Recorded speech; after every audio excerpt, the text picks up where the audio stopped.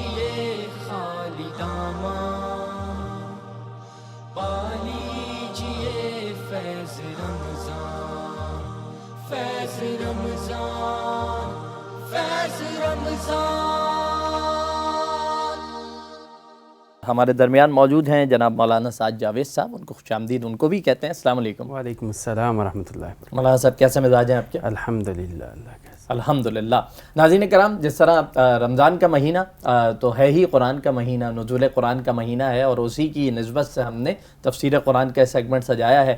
4 پارے ہمارے مکمل ہو چکے ہیں۔ آج آپ نے 5ویں پارے کی تفسیر بتانی ہے اور بتانا ہے کہ کیا کیا حکمتیں، کیا کیا نصیحتیں، کیا کیا باتیں اس میں پوشیدہ ہیں۔ بسم اللہ کیجیے۔ بسم اللہ الرحمن الرحیم، نحمدہ ونصلی ونسلم علی رسولہ الکریم، اما بعد۔ چوتھے پارے کے آخر میں ہم نے یہ بات پڑھی تھی کہ اللہ رب العزت نے محرمات نکاح کا تذکرہ کیا ہے کہ کن خواتین سے نکاح حرام ہے۔ 5ویں پارے کی ابتدا اس بات سے کی جا رہی ہے کہ ان خواتین کے علاوہ باقی خواتین سے تمہارے لیے نکاح حلال ہے۔ تم اپنی پاک دامنی کے حصول کے لیے، بدکرداری کا راستہ روکنے کے لیے نکاح کے راستے کو اختیار کرو، اور نکاح کے اہم ترین جز حق مہر کی ادائیگی کو بھی لازم کرو، اور عفت و پاک دامنی کا خاص طور پر خیال رکھو۔ اس کے بعد اللہ رب العزت نے یہ بتایا کہ شیطان تمہیں گمراہی کی طرف لے جانا چاہتا ہے، جبکہ حق تعالی شانہ تمہیں ہدایت کے راستے کی طرف گامزن کرنا چاہتے ہیں۔ اگر تم سے کوئی کمی کوتاہی اور غلطی ہو جائے تو اللہ معاف کر دیں گے، کہ اللہ جانتے ہیں خلق الانسان ضعیفا، انسان فطرتاً کمزور ہے، لہٰذا تم اگر بڑے بڑے گناہوں سے بچو گے تو چھوٹی چھوٹی لغزشیں اللہ معاف فرما دیں گے۔ اس کے بعد نکاح کے بعد کی صورتحال زوجین اور کی ازدواجی زندگی کے اعتبار سے ان کی جو ہے وہ ذمہ داریوں کو تقسیم کیا گیا۔ بتایا گیا کہ مرد کو حاکمیت دی گئی ہے گھر کی، اور گھر کے اندرونی معاملات میں خاتون خانہ کی ذمہ داری ہے کہ وہ بچوں کی تربیت، ان کی کفالت اور اس حوالے سے کام سر انجام دے، اور باہر کی ذمہ داریاں مرد اٹھائے۔ اور اگر خانگی زندگی کے اندر کہیں کوئی ایسا موڑ آ جائے کہ ماہمی میاں بیوی کے درمیان آپس میں ناچاکی آ جائے، تو اس ناچاکی کو دور کرنے کے لیے لازم ہے کہ زوجین کے خاندان میں سے ذمہ دار ایک ایک فرد مل بیٹھیں اور ان کے ناچاکی کے معاملات کو دیکھ کر ان میں صلح صفائی کی کوشش کریں۔ اگر وہ ایسا کریں گے تو انشاءاللہ اس معاملے میں وہ بہتری کا راستہ پا لیں گے۔ اس کے بعد دیگر حقوق کا تذکرہ کیا۔ اللہ جل شانہ کی حق عبادت اسی کی ہونی چاہیے، شرک نہیں ہونا چاہیے۔ عزیز و اقارب کے حقوق، اسی طریقے سے یتیم و مسکینوں کے، مسافروں کے حقوق، اور خاص طور پر پڑوسیوں کے حقوق۔ پڑوسیوں کی 3 درجہ بندیاں کی گئی۔ صرف پڑوسی وہ نہیں ہے جس کی دیوار کے ساتھ آپ کی دیوار ملی ہو، جو آپ کے پہلو میں آ کر بیٹھ گیا ہے وہ بھی آپ کا پڑوسی ہے، اس کے حقوق ہیں۔ اور حقوق کی اتنی حد تک اہمیت ہے کہ رسول اللہ صلی اللہ علیہ وسلم نے فرمایا کہ جبرائیل امین پڑوسیوں کے حقوق کے متعلق اتنی بار میرے پاس ذمہ داری کے لے کر آئے کہ مجھے ایسا لگا کہیں پڑوسیوں کو وراثت میں حصے دار نہ بنا دیا جائے۔ اس کے بعد جو ہے قرآن کریم نے ہر قسم کی پاکیزگی اختیار کرنے کا حکم دیا ہے، اور جنابت اور نشے کی حالت میں نماز سے دور رہنے کا حکم دیا ہے۔ خاص طور پر وضو اور غسل کا اہتمام کر کے اللہ کی بارگاہ میں حاضر ہونے کی تلقین ہے۔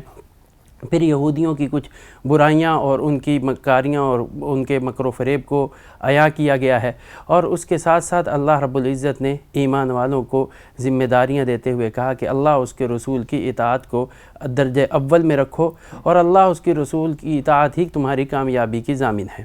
اور اس کے ساتھ ساتھ دنیاوی سیادت اور مذہبی قیادت کے حوالے سے بھی جو اللہ اور اس کے رسول کی احکامات کی پیروی میں ہو، اس کے حکم کو ماننا بھی تم پر لازم قرار دیا گیا ہے۔ وَأُولِي الْأَمْرِ مِنْكُمْ، اولی الامر میں وہ سیاست کا وہ پہلو، وہ ذمہ دار بھی آتا ہے جو اللہ اور رسول کے احکامات کو مد نظر رکھ کر حکمرانی کر رہا ہو، اور علماء بھی آتے ہیں جو مذہبی فریضے کو بحسن خوبی انجام دے رہے ہوں۔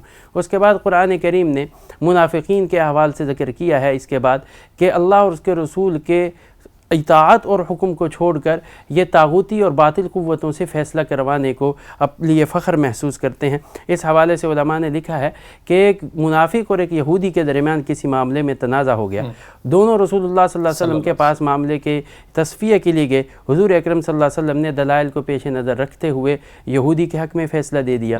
منافق اس کے اوپر یہودی کو یہ کہنے لگا کہ ہم اس فیصلے کو ریوزٹ کرنے کے لیے فاروق اعظم رضی اللہ عنہ کے گھر جاتے ہیں، ان کے دربار میں حاضر نازل ہوتے ہیں۔ یہودی ساتھ چل پڑا، جب وہاں پر پہنچے ماجرا سارا حضرت عمر رضی اللہ تعالیٰ عنہ کے سامنے رکھا گیا۔ حضرت عمر رضی اللہ تعالیٰ عنہ نے یہ بھی معلوم کیا کہ حضور اس پر ایک فیصلہ جاری فرما چکے ہیں، تو فرمایا ٹھہرو، گھر گئے، تلوار لے کر آئے اور منافق کی گردن اٹھا کے کہا کہ جس کو محمد عربی کے زبانی فیصلے پر اعتبار نہ ہو، اس پر عمر کی تلوار ہی فیصلہ کر سکتی ہے۔ اس کے بعد ایسا ہی ایک اور واقعہ قرآن کے اس رکوع میں ذکر کیا گیا ہے کہ آپ صلی اللہ علیہ وسلم کے پھپھی زاد، آپ کے فرسٹ کزن حضرت زبیر بن عوام رضی اللہ تعالیٰ عنہ، جو حضور علیہ الصلوۃ والسلام کے حواری بھی کہلاتے ہیں، عشرہ مبشرہ میں سے بھی ہے، ان کا ایک منافق کے ساتھ زمین کی سیرابی کے معاملے میں ایک تنازع کھڑا ہوا۔ حضور اکرم صلی اللہ علیہ وسلم کے پاس جب معاملہ گیا، آپ نے دلائل کو دیکھتے ہوئے حضرت زبیر بن عوام کے حق میں فیصلہ دیا۔ اسے منافق نے جانبداری قرار دیتے ہوئے اعتراض کیا کہ اپنے فرسٹ کزن کے حق میں جانبداری کا فیصلہ کیا ہے۔ آپ صلی اللہ علیہ وسلم کو اس بات پر بڑا دکھ ہوا۔ اللہ نے کلیئرلی دو ٹوک فیصلہ کر دیا قرآن میں، فرمایا فَلَا وَرَبِّكَ لَا يُؤْمِنُونَ حَتَّى يُحَكِّمُوكَ فِي مَا شَجَرَ بَيْنَهُمْ ثُمَّ لَا يَجِدُوا فِي أَنفُسِهِمْ حَرَجًا مِّمَّا قَضَيْتَ وَيُسَلِّمُوا تسلیما، کہ ان میں سے کوئی اس وقت تک ایمان کے تک نہیں پہنچ سکتا جب تک آپ کسی معاملے میں کوئی فیصلہ کر دیں اور کوئی ادنا قسم کی کسی کے دل میں اس بارے میں ناگواری موجود ہو تو وہ ایمان سے خالی ہے، یہ آپ کے رب کی قسم ہے اور اس کا فیصلہ ہے۔ اس کے بعد قرآن کریم نے منعم علیہم کا تذکرہ کیا ہے کہ اللہ کے انعام یافتہ لوگ کون ہیں؟ انبیاء ہے، صدیقین ہیں، شہداء ہے اور صالحین ہیں۔ پھر قرآن کریم نے اس کے بعد اہل ایمان کو، وہ لوگ جو ظالموں کے چنگل میں پھنسے ہوئے ہیں، مظلوم ہیں، ان کی مدد، اعانت و نصرت کے لیے کھڑے ہونے کا حکم دیا ہے، اور وہ منافق جو اس سے پہلو ہی اختیار کر رہے ہیں ان کو تنبیہ کی ہے کہ اینما تکونوا یدرککم الموت، تم یہ سمجھتے ہو کہ جنگ میں جانے سے تمہیں موت آ جائے گی اور نہیں جاؤ گے تو بچ جاؤ گے، موت تو تمہیں ہر جگہ آئے گی، چاہے تم پہاڑ کی کوہ میں جا کر چھپ کیوں نہیں جاتے۔ حضرت خالد بن ولید رضی اللہ تعالیٰ عنہ بستر جو ہے وہ موت پر پڑے ہیں اور جنگوں میں سب سے زیادہ شرکت کیا، تو انہوں نے کہا کہ اگر جنگ میں جانے سے موت آتی تو خالد کی یہاں پر آج موت جو ہے وہ جنگ کے بجائے بستر پر نہ ہوتی۔ تو اس اعتبار سے قرآن کریم نے تنبیہ کی ہے۔ اس کے بعد قرآن کریم نے واضح طور پر منافقین کے متعلق جو ہے ایک لائن اختیار کرنے کا حکم دیا ہے کہ منافقین کے حوالے سے تمہیں کسی قسم کے تردد اور شک اور کسی قسم کی تقسیم کا شکار نہیں ہونا چاہیے۔ یہ اللہ اور اللہ کے رسول کے دشمن ہیں، ان کے ساتھ سامنے کھڑے ہو کر مد مقابل ان کے آنا چاہیے۔ پھر اس کے بعد قتل کے متعلق قتل عمد، قتل خطا وغیرہ کی قانون سازی ہے، اور خاص طور پر ایک انسانی جان کے متعلق محتاط رویہ اختیار کرنے کا حکم دیا ہے، اور کہا ہے کہ کسی بھی جان لینے سے پہلے اس کی خاص طور پر احوال کو مد نظر رکھنا چاہیے۔ اس ضمن میں ایک واقعہ ذکر کیا جاتا ہے، حضرت اسامہ بن زید رضی اللہ تعالیٰ عنہ سے ایک جنگ کے دوران جو ہے ایک شخص کا قتل ہوا جس نے عین جو ہے قتل کے موقع پر کلمہ پڑھ لیا۔ حضرت اسامہ یہ سمجھے کہ شاید اس نے جو ہے اس ڈر سے کلمہ پڑھا ہے کہ یہ مجھے قتل نہ کر دیا جائے، تو اس کا ایمان جو ہے صحیح نہیں ہے۔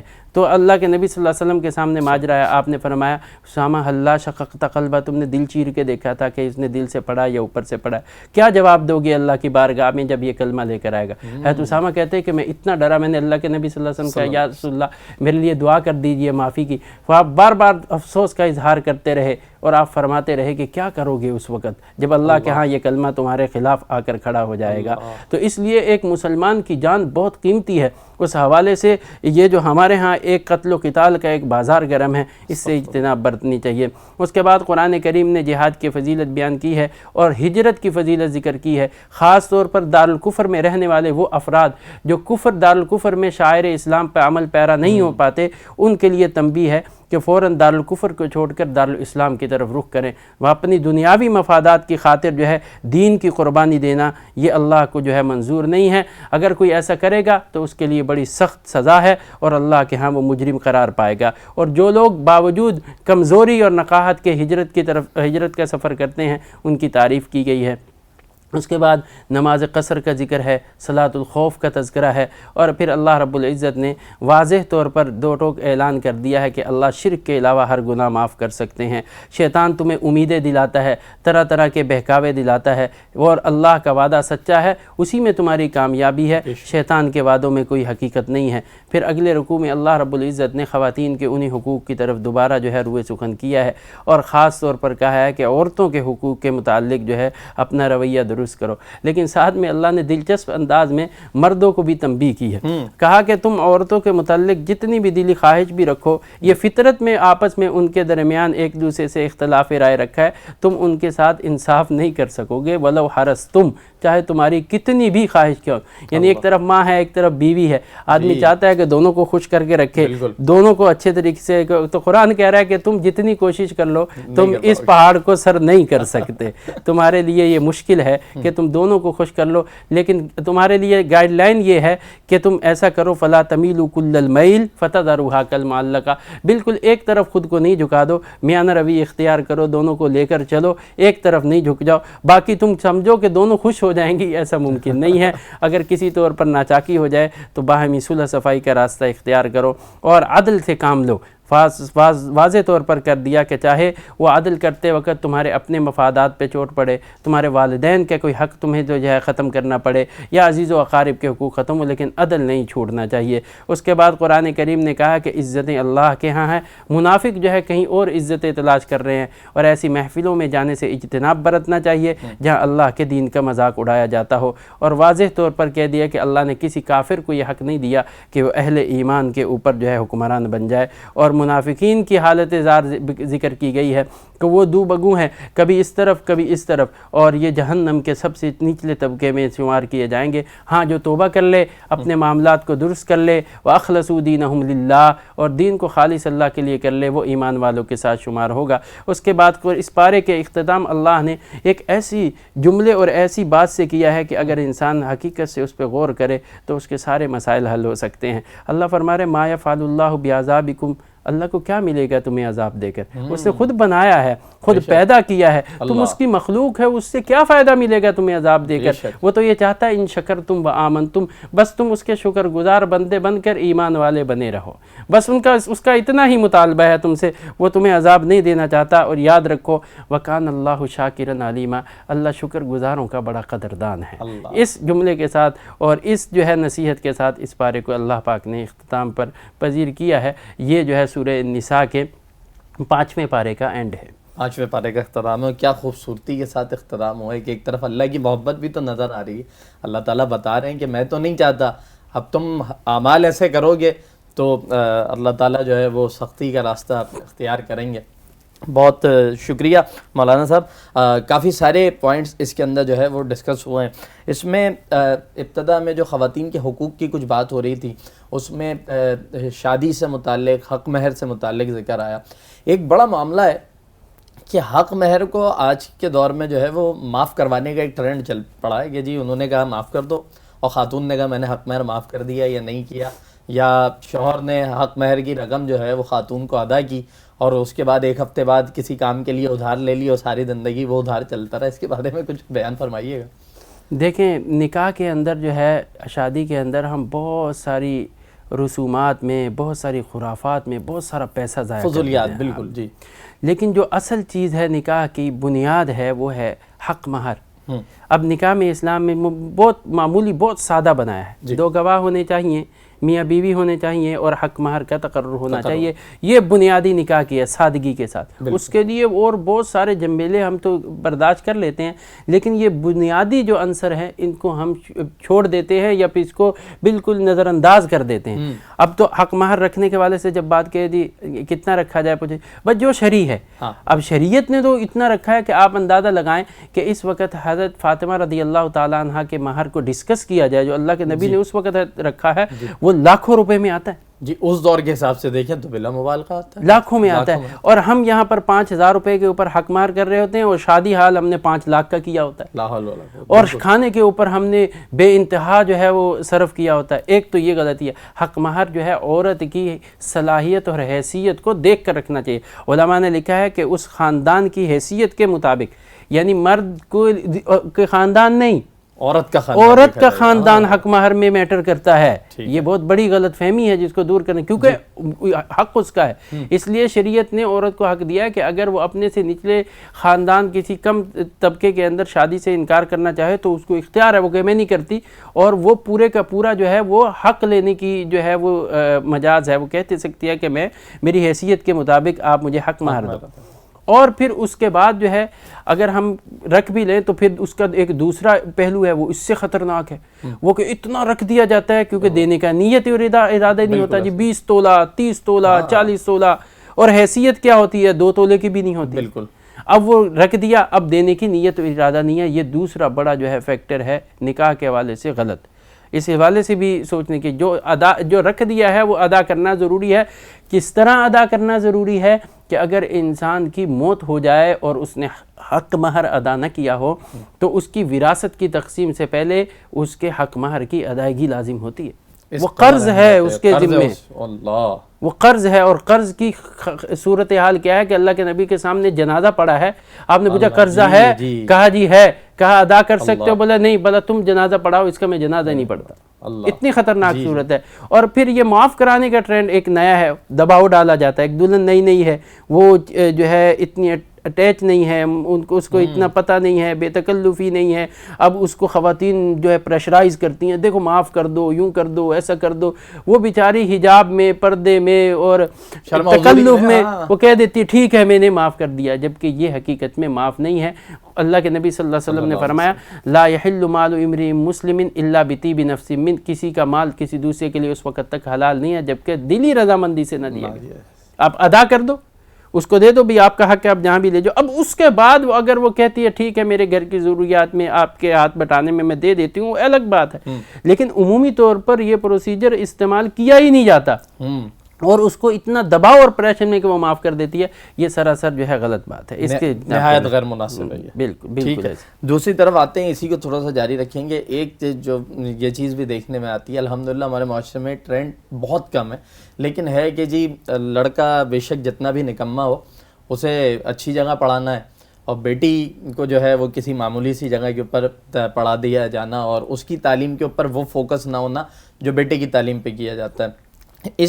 ان معاملات کے اوپر کیا وعید ہے، کیا کہا جاتا ہے ایسے والدین کے متعلق؟ شریعت کا نقطہ نظر بہت واضح ہے، تعلیم کا تعلق تربیت کے ساتھ ہے۔ اگر ماں پڑھی لکھی اور تعلیم یافتہ ہوگی تو آنے والی نسل کو ایک اچھی تربیت فراہم کر سکے گی۔ اللہ کے نبی صلی اللہ علیہ وسلم نے فرمایا کہ جس کو اللہ نے بیٹیاں دی، 1 دی، 2 دی، 3 دی، اس نے حسن تعدیبہ، اچھی تعلیم و تربیت دی، اور پھر ان بچیوں کی اچھی جگہ شادی کر دی، تو اللہ رب العزت اس کے لیے جو ہے یہ ایسے انعامات سے نوازیں گے۔ کتنا یعنی بشارت ہے خاتون، اور اللہ کے نبی صلی اللہ علیہ وسلم کی محبت کا اندازہ دیکھیے کہ حضرت فاطمہ آتی ہیں، اب اٹھ کر استقبال کر رہے ہیں۔ بیٹی تو اللہ کی رحمت ہے، بے شک نعمت تو اللہ سب کو دیتے ہیں، آپ دیکھیں نا، یہ دیکھیں نعمت تو اللہ اپنوں اور غیروں سب کو دیتے ہیں، نعمتیں ہی ہیں نا جو کفار کو مل رہی ہیں، ان کی معاشت بازار کاروبار چل رہا، نعمتیں ہیں یہ ساری، بے شک نعمتوں کی تو باہر ہے، رحمت اللہ اپنے خاص بندوں کو دیتے ہیں، بے شک۔ تو بیٹی کو رحمت قرار دیا گیا۔ ہمارے معاشرے کے اندر ایک بہت بڑا جو ہے غیر ذمہ دارانہ رویہ ہے کہ ہم بچے کو کہہ دیجیے وہ پڑھ لے، وہ اتنا پڑھ لے، اس پہ خرچہ کیا جائے گا۔ بچی جو پورے معاشرے کی تربیت کرے گی، جو آگے آنے والی نسل کو سنوارے گی، اس نسل کو صحیح منہج اور راستے اور طریقے پر لے کر چلے گی، اس کو پتہ ہی نہیں ہے اس کی تربیت کا۔ یہ سراسر ظلم اور زیادتی ہے۔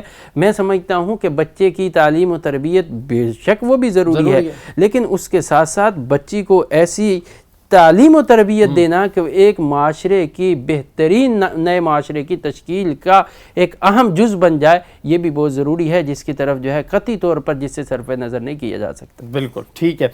ساتھ ہی یہ بھی بیان کیجیے گا کہ جس طرح ریاست اور ریاست کے جو اہل اختیار ہو اس کے متعلق یہ ہے کہ وہ اللہ اور اس کے رسول کے احکامات کے مطابق عمل کرنے والے ہوں۔ اچھا، اگر ایک تو وہ فرد ہے کہ جو اس کی روگردانی کرتا ہو، اس نظام کو نافذ نہ ہونے دینا چاہتا ہو، اس کے متعلق معاملات علیحدہ ہیں۔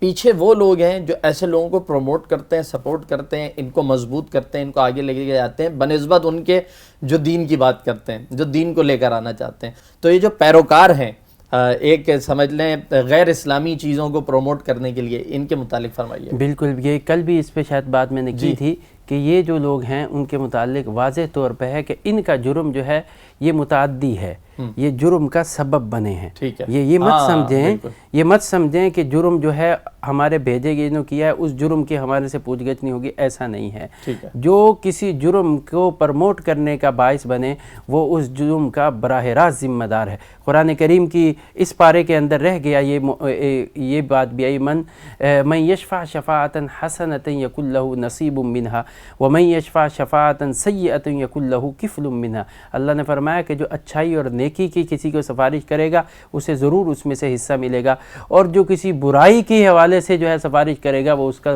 ذمہ دار اور اس کا بوجھ بھی اٹھائے گا، اسی کے اوپر آئے گا. بالکل آئے گا. جو ایسے حکمران لے کر آتے ہیں، جو حکمران بعد میں آ کے خلاف شریعت اور قانون شریعت کو پامال کرتے ہیں، رونتے ہیں، تو ان کو لانے والے اس کی ذمہ داری ہے. اس لیے علماء نے لکھا ہے کہ ووٹ ہمارے دور میں جمہوری زمانے میں ووٹ جو ہے ایک شہادت ہے، ایک گواہی ہے، ایک سفارش ہے.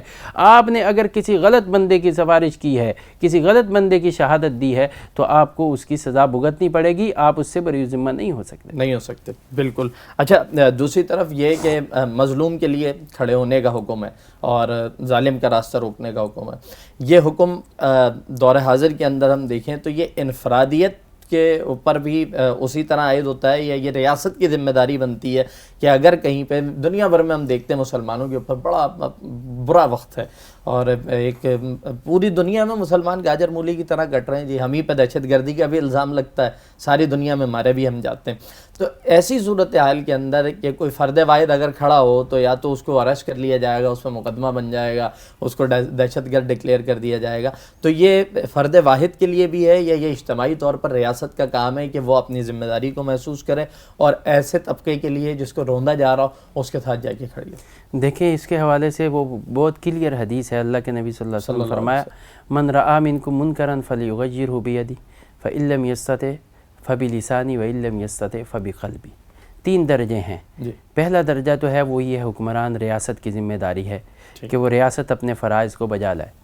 دوسری ذمہ داری اس شخص کی ہے جس کی بات معاشرے میں سنی جاتی ہے، مبلغ ہے، واعظ ہے، اسپیکر ہے، اس کو لوگ سنتے ہیں، لوگ اس کی بات کو فالو کرتے ہیں، لیکچرار ہے، لوگ جو ہے ایسے لوگوں کی بات کو سننا پسند کرتے ہیں، ان کی ایک اہمیت ہے، ایک ذمہ دار منصب ہے ان کے پاس، ان کی ذمہ داری بنتی ہے.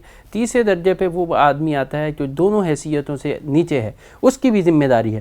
لیکن اس کی ذمہ داری کے حوالے سے جو جملہ بولا ہے وہ قابل غور ہے. فرمایا فَلْيُغَيِّرْهُ وَمَن لَّمْ يَسْتَطِعْ فَبِلِسَانِهِ وَمَن لَّم يَسْتَطِعْ فَبِقَلْبِهِ. دل سے بدل ڈالے، یعنی کہ دل سے برا جانے، ہمارے یہاں ترجمہ کہ دل سے برا جانے دل سے بدل ڈالے کا مطلب مفتی شفیع صاحب نے بڑا خوبصورت لکھا. فرمایا اتنی گھٹن اپنے دل میں پا دے، اتنا درد اپنے دل میں محسوس کرے کہ وہ یہ کہے کہ کاش مجھے موقع ملے میں اس کے اوپر کھڑا ہو جاؤں، اس کو صحیح کر دوں، اس کو درست کر دوں. دل کے اندر ایسی گھٹن ہو جس کو اللہ کے نبی صلی اللہ علیہ وسلم کے لیے 19ویں پارے میں کہا گیا لعلک باخع نفسک، کہ آپ اپنے آپ کو ہارٹ اٹیک کروا لیں گے اس بات کی کہ ایمان کیوں نہیں لاتے. ایسی گھٹن موجود ہونی چاہیے. اور اول تو ذمہ داری ریاست کی ہے، ریاست کو فرض اس کا انجام دینا چاہیے، اور وہ ریاست اگر ذمہ داری ادا نہیں کرتی تو اس کا یہ مطلب نہیں ہے کہ دوسرے درجے کے جو افراد ہیں وہ بھی اپنی ذمہ داری سے سبکدوش ہوں گے. ان کو بہرحال اپنی جگہ پر اپنی ذمہ داری ادا کرتے رہنا چاہیے. ٹھیک ہے، تو اس میں اس کو اگر ہم اس طرح لیں کہ وہ ریاست کو اس چیز کے اوپر آمادہ کریں کہ آپ اس ذمہ داری کو ادا کیا جائے، جس حیثیت سے جس حد تک وہ جہاں تک ان کا بس چلتا ہے وہاں پر جانا چاہیے وہاں پہ. ٹھیک ہے. آخری سوال میں ضرور لوں گا، اور میں چاہ رہا تھا کہ مجھے وقت ملے اور میں یہ بات آپ سے ضرور پوچھوں. آگے کے بھی کچھ سوال تھے تو ایک سوال کو میں نے تھوڑا سا سمجھ لیں اسپیئر میں رکھا تھا. سوال یہ ہے کہ خواتین کے حقوق کی بات ہوئی اور آپ نے پہلے بھی یہ بات بیان فرمائی تھی کہ عورت کو ذمہ داری اللہ نے گھر کی دی اور مرد کو کہا کہ جی آپ باہر جائیں، کمائیں اور لاگی ضروریات زندگی پوری کریں. لیکن آج کل یہ نعرے بڑے عام ہوئے کہ جی کھانا خود گرم کر لو اور ہمیں تو ٹھیک ہے یہ آپ بھی کر سکتے ہیں، کھانا آپ بھی بنا سکتے ہیں، صفائی آپ بھی کر سکتے ہیں. فرمائیے گا کہ ایک مرد جو ذمہ داریاں پوری کر رہا ہو، سب کر رہا ہو، ایسے موقع کے اوپر اس قسم کی بات کیا عورت کے لیے، مسلمان عورت کے لیے یہ مناسب ہے، جائز ہے یا نہیں ہے؟ دیکھیے یہ خوشنما قسم کے نعرے لگا کر عورت کو جو عزت، جو مقام شریعت نے دیا ہے وہ اس سے چھیننا چاہتے ہیں. بالکل. آپ دیکھیں نا کہ عورت کی پروٹیکشن ہر جگہ موجود ہے، ہر جگہ اس کو پروٹیکٹ کیا جا رہا ہے، محفوظ کیا جا رہا ہے، اس کو ہر اعتبار سے باہر کے حملوں سے محفوظ کیا جا رہا ہے. بیٹی ہے تو اس کے باپ اس کے اوپر شفقت پدرانہ کے طور پر جو ہے رکھا گیا ہے کہ وہ اس کی تربیت، تعلیم، ہر چیز کو مد نظر رکھے. وہ تھوڑی بڑی ہوئی ہے، اب باپ بہت دیگر ذمہ داریوں ادا کر رہا ہے، اس کی بیٹی کی پروٹیکشن بڑھ گئی ہے، تو اب بھائی کی ذمہ داری آ گئی کہ وہ بہن کا خیال رکھے. باپ کے ساتھ بھائی بھی ذمہ دار بن گیا. اب جو ہے وہ اور اس کی ذمہ داریاں تھوڑی مزید بڑی ہیں، مزید جو ہے وہ بڑی ہوئی ہے، تو شوہر آ گیا. تو اب اس کے اوپر جو ہے شفقت، محبت، پیار، الفت بڑھتی. پہلے صرف باپ کی محبت تھی، بالکل، پھر بھائی کے بھی ساتھ شامل کر دیا گیا، پھر شوہر کو بھی شامل کر دیا گیا، پھر وہ زندگی کے اگلے حصے میں تو بیٹے کو بھی شامل کر دیا گیا. تو اس کو تو درجہ بدرجہ عزت، مقام، پہلے وہ ایک حیثیت صرف بیٹی کی حیثیت تھی، اب اس کو بہن کا درجہ بھی مل گیا، 2 حیثیتوں سے وہ بڑی ہو گئی. پھر اس کے ساتھ اس کو بیوی کا مل گیا، اس کی 3 حیثیتیں بن گئی. پھر اس کے بعد وہ ماں، جس کے قدموں کے تلے جنت رکھ دی گئی. اس کو تو عزت مقام بڑھتا چلا جا رہا ہے اسلام میں. یہ وہ سارے مقام، اب وہ اس کو بیوی کی مقام سے انہوں نے نکالا، اس کو بہن کے تحفظ سے، بھائی کے تحفظ سے دور کیا، اس کے باپ کی محبت چھین لی. تو یہ چھتریاں چھیننے کے خوشنما نعرے ہیں. ان نعروں کے اندر کوئی حقیقت نہیں. اگر نعرے لگانے ہیں تو معاشرے کے اندر جو حقیقی طور پر اس کے ان حقوق کی پامالی ہے اس پہ بات کرنی چاہیے. اس کو وراثت کے اندر حق دینا چاہیے، اس کو شادی اس کی مرضی سے اجازت دینی ہے. اس کو ناجائز طور پر غلط طریقے سے جو طلاق کا ایک ٹرینڈ ہے اس کے اوپر قدغنیں لگانے کا مطالبہ کرنا چاہیے. یہ وہ حقیقی ہے. بعض جگہوں پر مال کے اوپر قبضہ کرنے کے لیے قرآن کے نام پر اس کو شادی سے روک دیا جاتا ہے. یہ اصل حقیقی مسائل ہیں جس کی طرف یہ خوشنما نعرے، یہ جی ہم تمہیں یہ دیں گے. اب اس کے اوپر ذمہ، اب وہ جو ایک بھائی کی محبت کے ساتھ اس کو پانی دیتی تھی، جو باپ کی شفقت کے ساتھ اس کے سامنے کھانا پیش کرتی تھی، جو شوہر کی محبت کے ساتھ اس کے پاؤں دباتی تھی، جو ماں ہو کر اپنی ساری اولاد کو اپنے جو ہے وہ دامن میں سمیٹی ہوئی تھی، وہ چھین کے اس کو نظروں کی ہوس بنا دیا. کہیں وہ بس ہوسٹس ہے، کبھی ایئر ہوسٹس ہے، کہیں پر جو ہے وہ آفس کے اندر مسکراہٹ، ایک کاغذی مسکراہٹ کے ساتھ لوگوں کا استقبال کرے، وہ نہیں نہ چاہتے ہوئے بھی تو یہ ساری ذمہ داریاں ادا کرتی ہیں کیونکہ اس کو پے اور تنخواہ اسی بات کی مل رہی ہے. یہ تو عورت کو تذلیل کی طرف لے جانے کی بات ہے. اس کے انگ انگ، اس کے عضو کو بیچا جا رہا ہے اشتہار کے ذریعے. یہ خواتین کے حقوق نہیں ہیں، یہ اس کی عزت کی پامالی کے نعرے ہیں. بالکل، آپ نے بہت خوبصورتی کے ساتھ اس سارے بات کو، کیونکہ بہت دردناک صورتحال ہے کہ خواتین تو گھر کی رونق ہے، گھر کی ملکہ ہے. وہ بازار میں لا کر موٹر سائیکلیں اور دنیاوی چیزوں کے فروخت کے لیے سائن بورڈ پہ لگانے کے لیے نہیں ہے. بہرحال اللہ تعالیٰ توفیق عطا فرمائے، لوگوں کی اصلاح فرمائے. بہت شکریہ مولانا سعد جاوید صاحب.